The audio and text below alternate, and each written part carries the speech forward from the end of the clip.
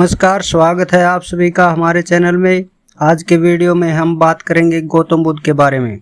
उनका जन्म कहाँ हुआ, वे किस कुल के थे और राजकुमार सिद्धार्थ से गौतम बुद्ध क्यों कहलाए और राजकुमार से सन्यासी क्यों हो गए।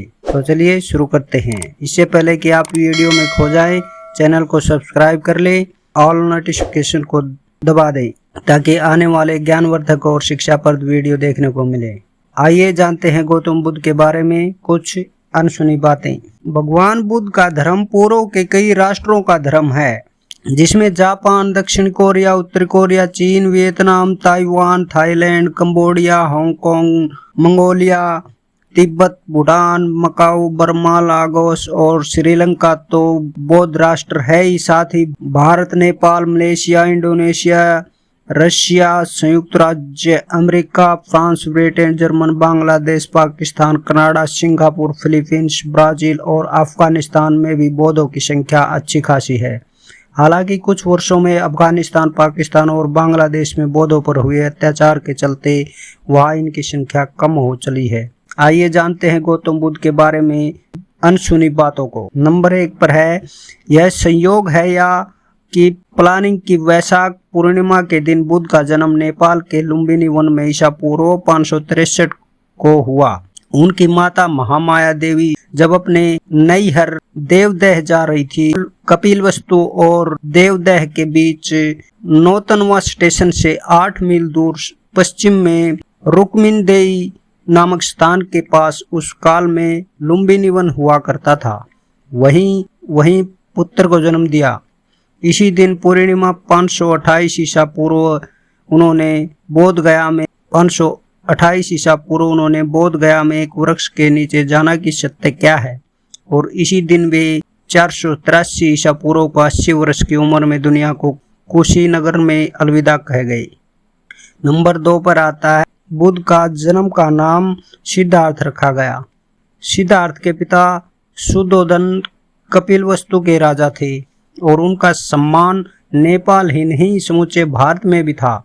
सिद्धार्थ की मौसी गौतमी ने उनका लालन पालन किया, क्योंकि सिद्धार्थ के जन्म के 7 दिन बाद ही उनकी माता का देहांत हो गया था। नंबर 3 पर है, गौतम बुद्ध शाक्यवंशी क्षत्रिय थे। शाक्यवंश में जन्मे सिद्धार्थ का 16 वर्ष की उम्र में दंडपाणी शाक्य की कन्या यशोधरा के साथ विवाह हुआ। यशोधरा से उनको एक पुत्र मिला जिनका नाम राहुल रखा गया। बाद में यशोधरा और राहुल बौद्ध भिक्षु हो गए। नंबर 4 पर बुद्ध के जन्म के बाद एक भविष्यवक्ता ने राजा शुद्धोदन से कहा था कि यह बालक चक्रवर्ती सम्राट बनेगा, लेकिन यदि वैराग्य भाव उत्पन्न हो गया तो इसे बुद्ध होने से कोई नहीं रोक सकता और इसकी ख्याति समूचे संसार में अनंत काल तक कायम रहेगी। राजा शुद्धोदन सिद्धार्थ को चक्रवर्ती सम्राट बनते देखना चाहते थे, इसीलिए उन्होंने सिद्धार्थ के आसपास भोग विलास का भरपूर प्रबंध कर दिया ताकि किसी भी प्रकार से वैराग्य उत्पन्न न हो। बस यही गलती शुद्धोदन ने कर दी और सिद्धार्थ के मन में वैराग्य उत्पन्न हो गया। नंबर 5 पर है, कहते हैं कि एक बार वे शाक्यों के संग में सम्मिलित होने गए। वहां उनका वैचारिक मतभेद हो गया। मन में वैराग्य भाव तो था ही, इसके अलावा क्षेत्रीय शाक्य संघ से वैचारिक मतभेद के चलते संघ ने उनके समक्ष 2 प्रस्ताव रखे थे। वह यह कि फांसी चाहते हो या कि देश छोड़कर जाना। सिद्धार्थ ने कहा कि जो आप दंड देना चाहें। शाक्यों के सेनापति ने सोचा कि दोनों स्थिति में कौशल नरेश को सिद्धार्थ से हुए विवाद का पता चल जाएगा और हमें दंड भुगतना होगा। तब सिद्धार्थ ने कहा कि आप निश्चिंत रहे, मैं संन्यास लेकिन चुपचाप ही देश से दूर चला जाऊंगा। आपकी इच्छा भी पूरी होगी, मेरी भी। आधी रात को सिद्धार्थ अपना महल त्याग कर 30 योजन दूर गोरखपुर के पास अमोना नदी के तट पर जा पहुंचे। वहां उन्होंने अपने राजशिवोत्तर उतारे और केश काटकर खुद को संन्यास कर दिया। उस वक्त उनकी आयु थी 29 वर्ष। कठिन तप के बाद उन्होंने बोधि प्राप्त की। बोधि प्राप्ति की घटना ईसा से 528 वर्ष पूर्व की है, जब सिद्धार्थ 35 वर्ष के थे। भारत के बिहार में बोध गया में आज भी वह वट वृक्ष विद्यमान है, जिसे अब बोधि वृक्ष कहा जाता है। सम्राट अशोक इस वृक्ष की एक शाखा श्रीलंका ले गए थे, वहां भी यह वृक्ष है।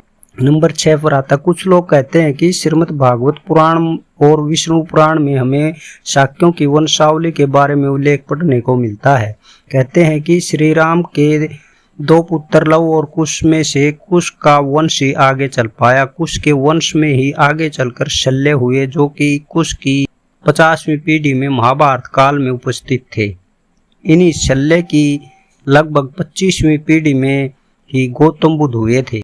इसका क्रम इस प्रकार बताया गया है। शल्य के बाद भैतक्ष्य, उरुक्ष्य, वत्सद्रोह, प्रतिव्योम, दिवाकर्षय, देवद्रुवाक्ष, भानुरथ, प्रतितास्व, सुप्रतीप, मरुदेव, सुनक्षत्र, किन्नराश्रव, अंतरिक्ष, सुषेण, सुमित्र, भद्रज, धर्म, कर्तज्य, व्रात, रणंजय, शाक्य, शुद्धोधन और फिर सिद्धार्थ हुए, जो आगे चलकर गौतम बुद्ध कहलाए। इन्हीं सिद्धार्थ के पुत्र राहुल थे। राहुल को कहीं कहीं लांगल कहा जाता है। राहुल के बाद परसेनजित, शूद्रक, कुलक, सुरत, सुमित्र हुए। इस तरह का उल्लेख शाक्यवंशी समाज के पुस्तकों में मिलता है। शाक्यवार समाज भी ऐसा ही मानता है। नंबर 7 पर है, भगवान बुद्ध ने भिक्षुओं के आग्रह पर उन्हें वचन दिया था कि मैं मैत्रेय से पुण्य जन्म लूंगा। तब से अब तक 2500 साल से अधिक समय बीत गया। कहते हैं कि बुद्ध ने इस बीच कई बार जन्म लेने का प्रयास किया, लेकिन कुछ कारण ऐसे बने कि वे जन्म नहीं ले पाए। अंततः थियोसॉफिकल सोसाइटी ने जय कृष्णमूर्ति के भितरों ने अवतरित होने के लिए सारे इंतजाम किए थे, लेकिन वह प्रयास भी असफल सिद्ध हुआ। अंततः ओशो रजनीश ने उन्हें अपने शरीर में अवतरित होने की अनुमति दे दी थी। उस दौरान जोरबा दी बुद्धा नाम से प्रवचन माला ओशो के कही। देह छोड़ने के पूर्व बुद्ध के अंतिम वचन थे, अपदीपो भवः सम्मा सति। अपने दिए खुद बनो, स्मरण करो कि तुम भी एक बुद्ध हो। ये थी गौतम बुद्ध की कुछ अनसुनी बातें। आज के वीडियो में इतना ही। मिलते हैं अगले वीडियो में। धन्यवाद।